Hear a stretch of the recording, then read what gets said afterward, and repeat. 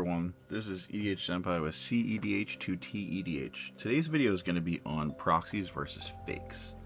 And this is only because in cEDH tournaments, a lot of cEDH tournaments are proxy friendly, which is 100% awesome. We love not making it a money problem where people just can't afford some of the really expensive cards that are out there. The issue comes in when what's the difference between a proxy and a fake card. So theoretically, proxy cards, I don't actually have a proxy right now on me, but actually, hold up. No, we're good. I have proxies. A proxy card is a magic card that utilizes pretty much any art. I prefer magic cards that have the art that you would use for the magic card. So here's a proxy.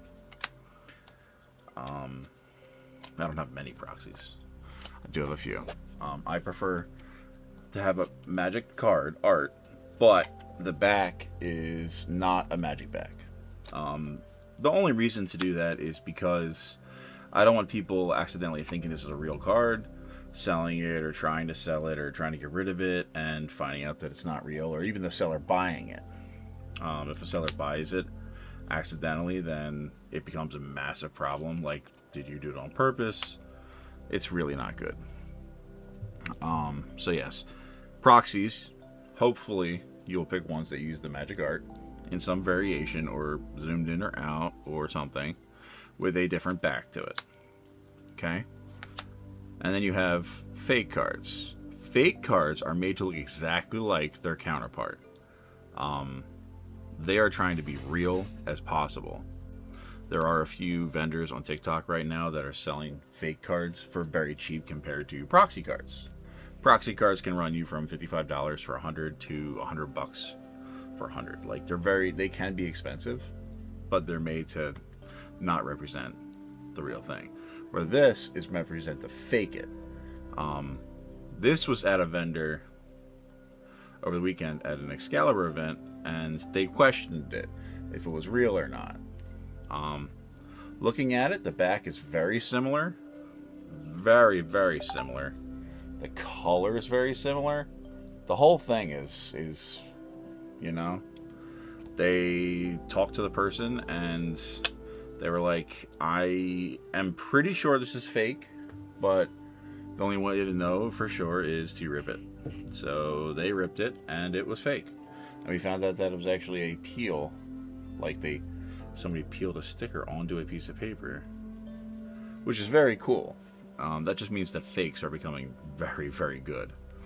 Normally, when you buy when you sell a card to a vendor or you buy cards and you look for like accuracy, you look at this little green dot here, the green dot on the back of the magic card, and under inspection with a camera, or you can use your phone camera or jeweler's loop, you'll notice that there's differences. A lot of bad fakes will have really bad printing dots and stuff, but this one passed that test with the green dot easy.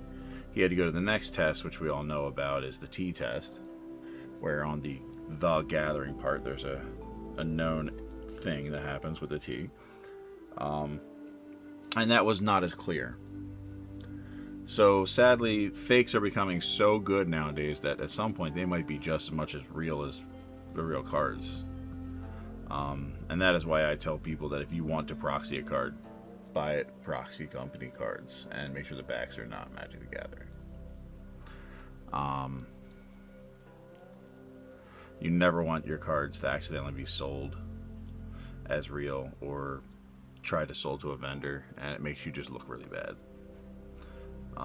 We have no events this weekend that I don't think I'm going to go to. We are preparing for Hot Squirrel Summer, which is the Convoke. So we probably will be taking Doomsday, honestly. So I'm working on Doomsday. I want to get it all flushed out so it looks cool. But yeah, that was our video for the week. I appreciate everyone that checks us out. If you have any questions or you want me to look into a topic, definitely search me out. I definitely like to do topics for people. I do have a Patreon. You can check that out too. It's free if you want, or you can spend money. I don't really mind either way. I appreciate all my Patreon members that do spend